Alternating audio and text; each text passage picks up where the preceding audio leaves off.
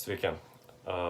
Draugų pastumėtas, aš ko gero pradėsiu naują prankolų tokią rubriką, kur aš apjungiu savo hobį teatrą ir prankolų žanrą į vieną ir pabandysiu padaryti kokių draugiškų, linksmų prankolų ir pažiūrėsiu, kas gausis. Tai va pirmas.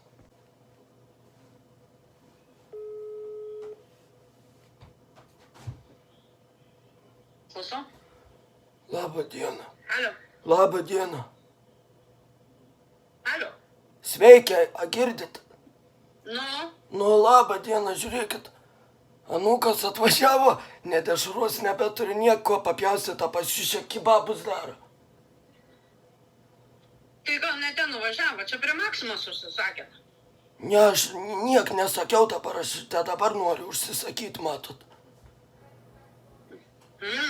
Anūkas atvažiavo, ne buterbrodo nebesutepu.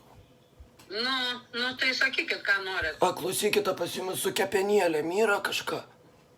Ne, čia ne kavinė yra, čia kebabinė. Ai, čia taip kaip bandelė dedas juo. A kaip ten? Nežiūrėkit. Ne, Anūkas sakė, yra prie Maksimos kebabinė. To aš... tai kebabo bandeliai noriu. O kokia mėsytė, žiūrėkit, būtų? Mėsytė paukštiena. O pavyzdžiui, kisieliaus būtų ten atsigert, ar ten kokie kakteiliai? Ne, nieko nėra.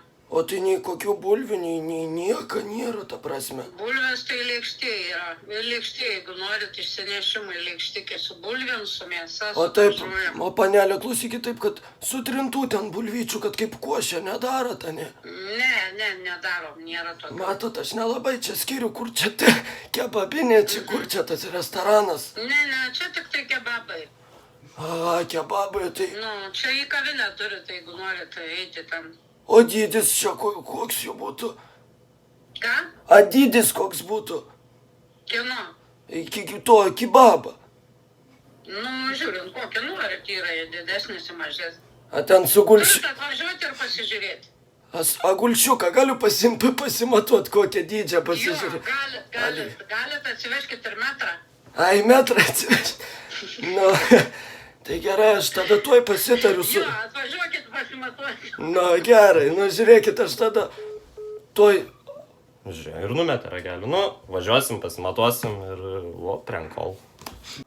Tai va toks prankolas, šauni darbuotoja, tikiuosi pagerinau jai nuotaiką ir jei norite dar like ir comment.